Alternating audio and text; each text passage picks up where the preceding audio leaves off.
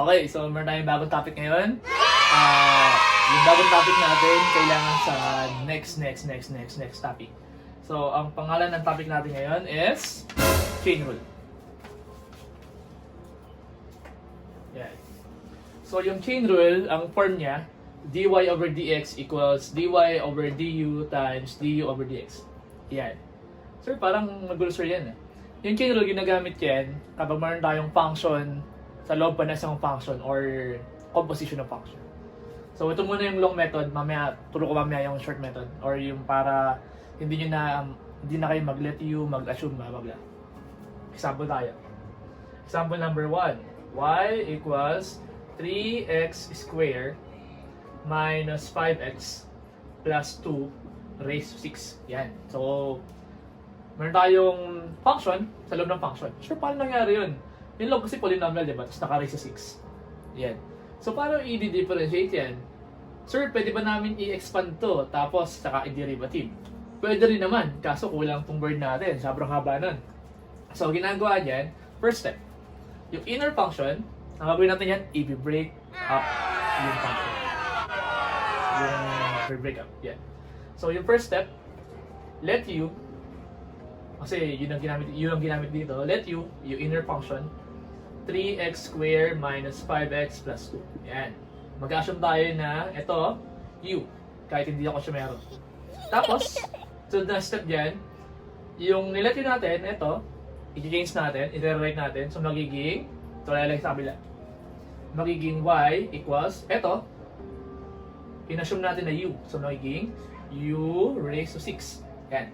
Tapos i-take natin yung derivative nito. So, derivative ng y with respect to u, kasi yun nasa right side, with respect to u, using power rule, yung last topic natin, 6 times 1 is 6, copy base, 6 minus 1, 5. So, ito na yung dy over du, ito, dy over du.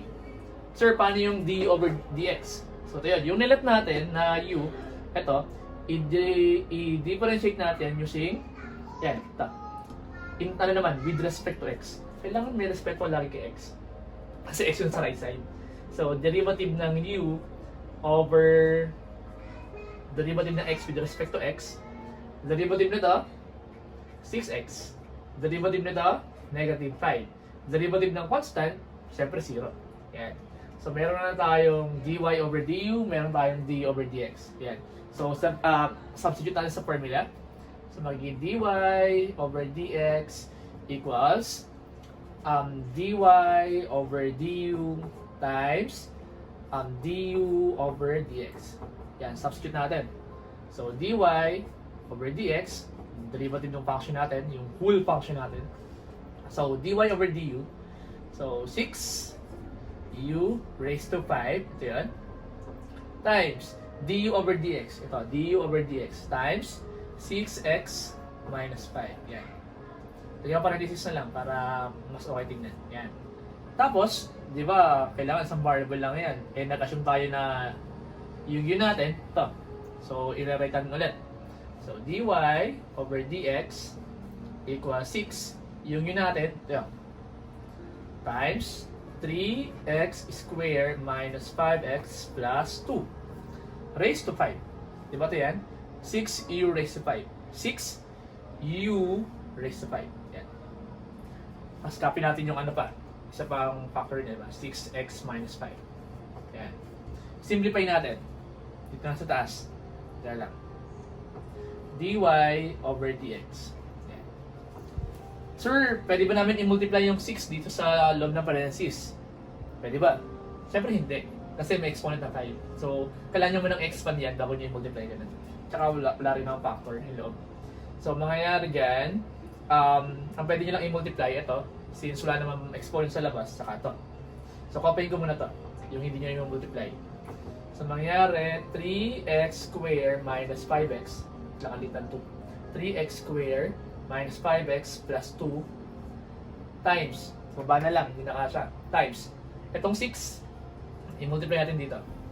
So, mangyayari, 6 times 6x, 36x, 6 times negative 5, negative 30.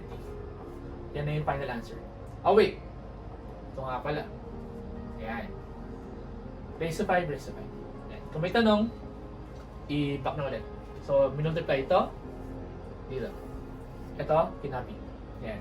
Yung next example natin, short method na. Shortcut kasi medyo mahaba, di ba? Yan, short method. Yan. Okay, mag-example tayo. Huwag tayo mag-assume, huwag tayo mag-let ng u, blah, blah. Ang gawin natin, ang tawag dito, general power rule. So, pakita ko lang sa inyo kung paano gawin para sudali. Example number 1. Y equals 5x minus 1 raised to 10. Yan. So, binomial raised to 10. So, niya 11 terms ang haba pag in-expand. So, paano ba i-derivative yan? So, ganito lang yan. dy over dx. Imagine nyo na lang, ito yung x raised to 10. So, kung x raised to 10 yan, magiging 10x raised to 9. Diba? Ganun yan. So, mangyari dyan, 10. Ito yung parang base. So, 5x minus 1 using power rule. Raised to 9. 10 minus 1, 9. Times derivative ng inner. Anong derivative ng 5x minus 1? So, derivative ng 5x is 5. Derivative ng negative 1 is 0. So, yan na yan. Simplify natin. dy over dx equals, so hindi siya pwede i-distribute. Pwede mo lang i-multiply yung 10 tsaka yung 5. So, 10 times 5 is 50. Yan. 5x minus 1 raised to 9. Yun yung sagot. Yan. Example number 2 tayo. Sir, paano sir pag ang exponent niya negative naman? Why? Ang example ko lang ngayon, mga polynomial yung inner function. Yung logarithmic, tsaka yung exponential, base e, tsaka other bases. Next video na natin yan. Yung mga trigonometric function na may chain rule, next topic na lang din natin yan. Puro polynomial mo na ngayon. Y equals 7x squared minus 3x plus, plus 10 raised to negative, negative 8. Yan. So, sorry, negative exponent, tapos, ang haba. Pwede yung pwedeng gawin nyo dyan, i-reciprocal nyo, so magiging 1 over ganito, tapos gamitin nyo siya ng quotient rule, kasi ang haba, di ba? So, kung tayo mag-quotient rule, gamitin natin ng general power rule. So, dy over dx, ayan. So, negative 8, wala naman siya numerical.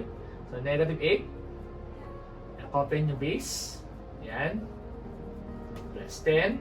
Negative 8, di ba lagi minus 1? So, negative 8 minus 1 is negative 9 times. Tandaan nyo meron pang derivative yung inner function. Derivative ng 7x squared is 14x. Derivative ng negative 3x is negative 3. Derivative ng 10, constant 0. Yan. Tapos, i-simplify natin. Ito, pwede nyo siya i-multiply dito. Kasi walang exponent. Ito, since negative exponent, anong gawin doon? Reciprocal. Dito ang lagay dito yung number 2 ulit para hindi kayo malito. Yan. So, dy over dx equals, so i-multiply ko to. Negative 8 times 14. So, 8, 32. Tapos, 8 plus 3, 11. Yan. Negative 112 x. Tapos, negative 8 times negative 3 is positive 24. Yan.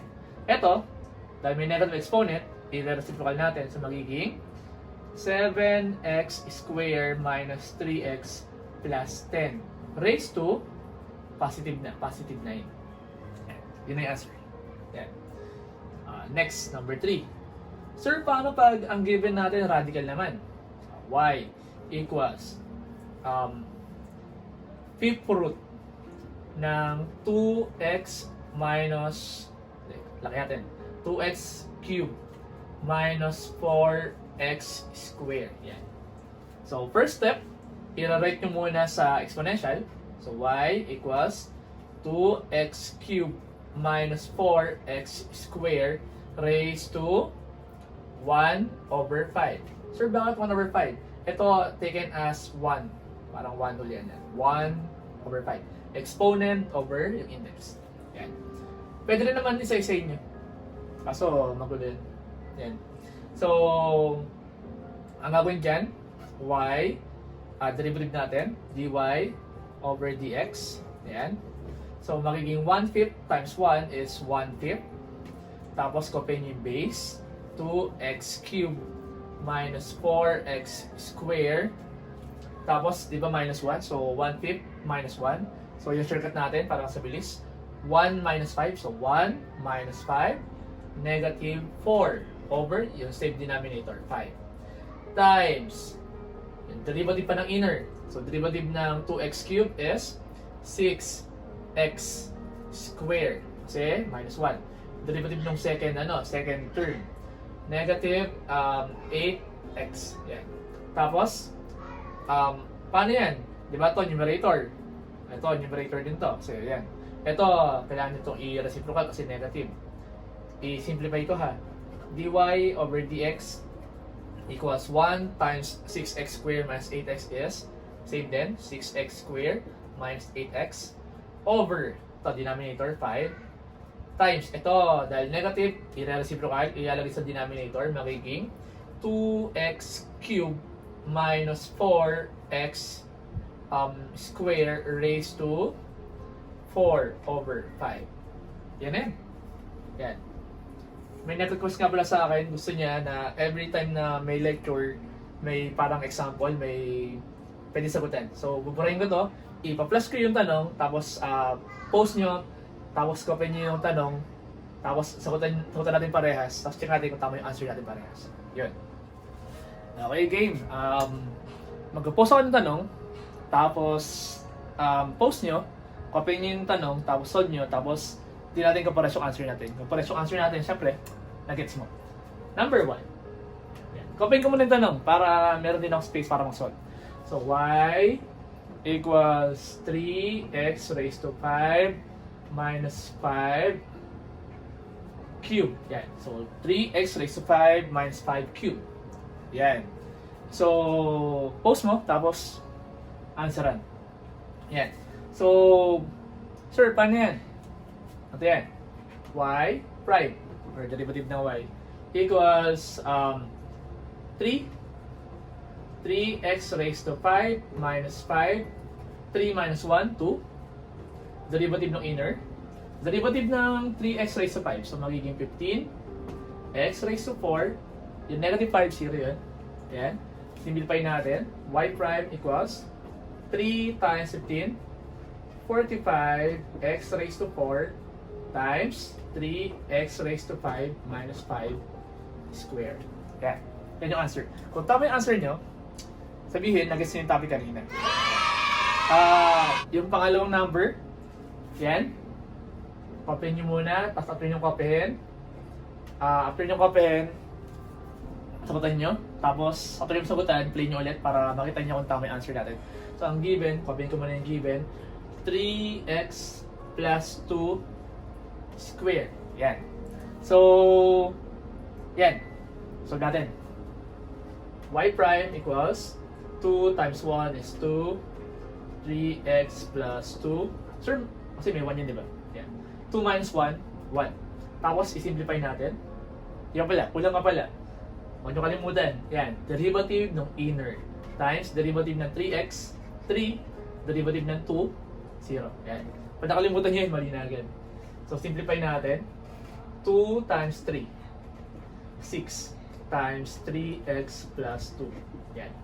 Sir, wala namang exponent to eh. Pwede ba natin distribute? Pwede rin. Pwede na to. Or, distribute natin.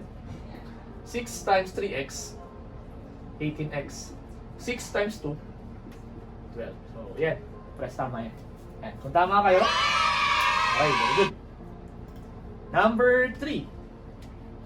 Yan. Y equals negative 4x cubed minus 1 raised to negative 2. Yan, negative na exponent. So, ganun lang ulit. Y prime, negative 2 times 1, negative 2, negative 4x cubed minus 1, negative 2 minus 1. So, negative, negative, utang pa rin. Yan. Tapos, derivative ng inner, kakalimutan. Derivative ng negative 4x cubed, that is negative 12, 3 minus 1 square. Yan. So, yan. Derivative ng negative 1, 0. Tapos, ito, since negative yung exponent niya, i-reciprocal natin. Ito, walang problema kasi wala naman exponent, madaling i-simplify. So, y prime equals negative 2 times negative 12 is positive 24x squared. Ito, negative exponent, i-reciprocal natin. So, magiging negative 4x cubed minus 1 raised to positive 3 na. Yan. Yan ang answer natin dyan. Number 4. Yan. Wait lang, number 4. Yan. Copy nyo yung given. Tapos kung nakopy nyo yung given, solve nyo. Tapos, tinan nyo kung pares yung solution natin. Y equals 5x raised to 5 minus 3 raised to 1 half. Yan.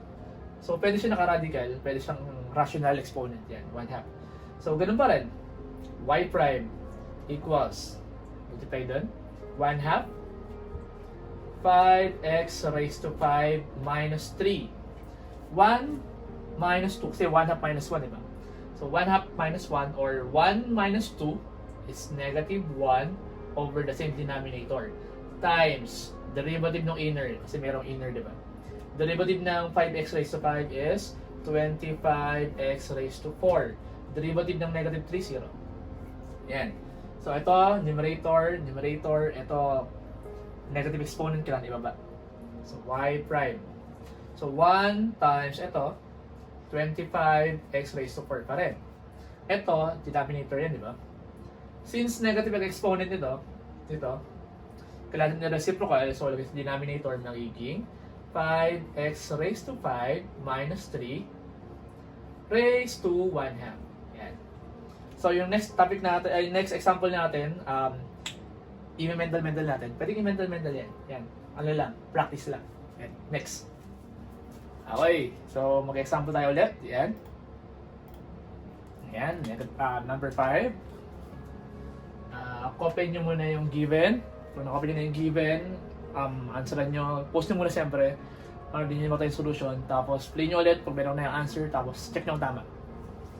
Y equals, copy ko muna, 2x cubed minus 1 raised to 5. Yan. So, copy nyo muna, sagutan, post, tapos play ulit. Okay, so, iyan ako na lang to. I-shorten ko na lang. Sa klasiko kasi, ang ginagawa sa klasiko sa basic calculus, ginagawa namin, long method muna. After ng long method, pag nasanay na sila, ang ginagawa ko na paparecitation ako, tapos sa recitation namin, mental. Yan. Kaya naman.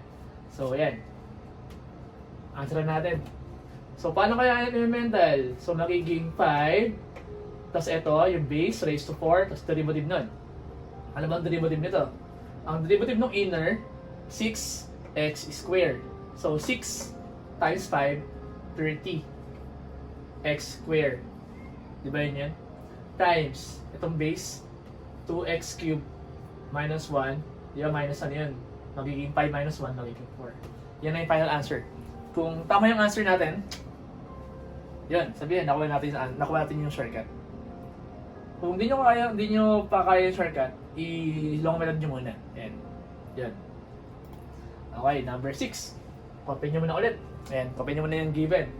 Number 6, copy ko rin. Y equals negative 3x plus 5 cube. Yan. Post nyo muna. Answer and play. Okay, iyan ako na lang to. I-shortcut ko ulit. Y prime equals, so ito 3 times, walang numerical, derivative nito, minus 1.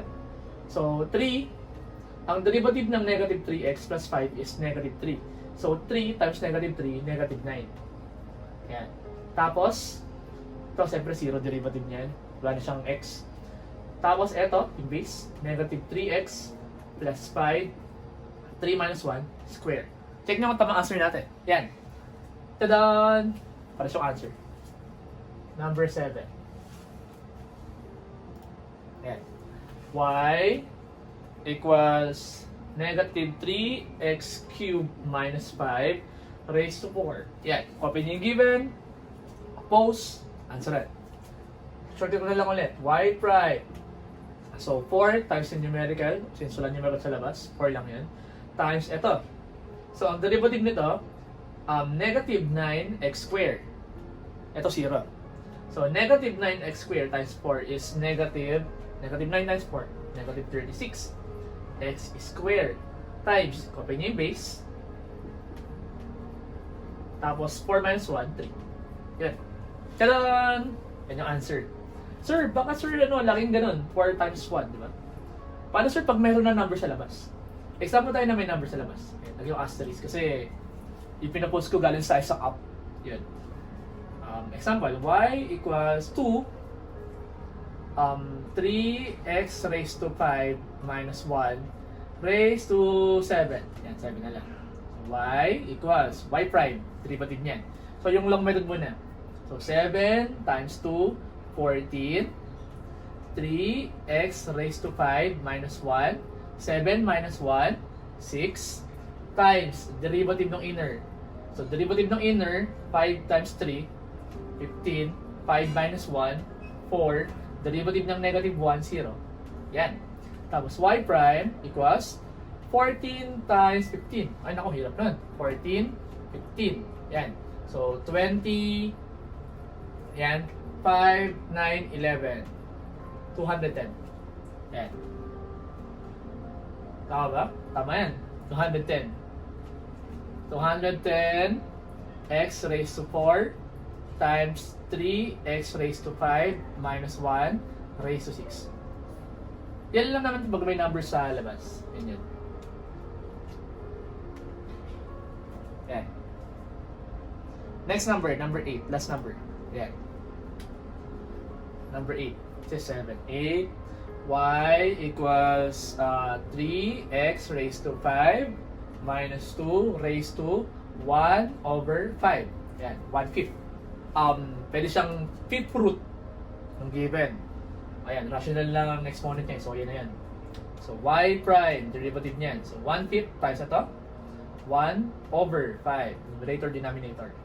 Times ito. 3x raised to 5 minus 2. 1/5 minus 1. Or yung shortcut natin, 1 minus 5. 1 minus 5. Negative 4 over 5. Times derivative ng inner. So, derivative nito. Derivative ng 3x raised to 5 is 15x raised to 4.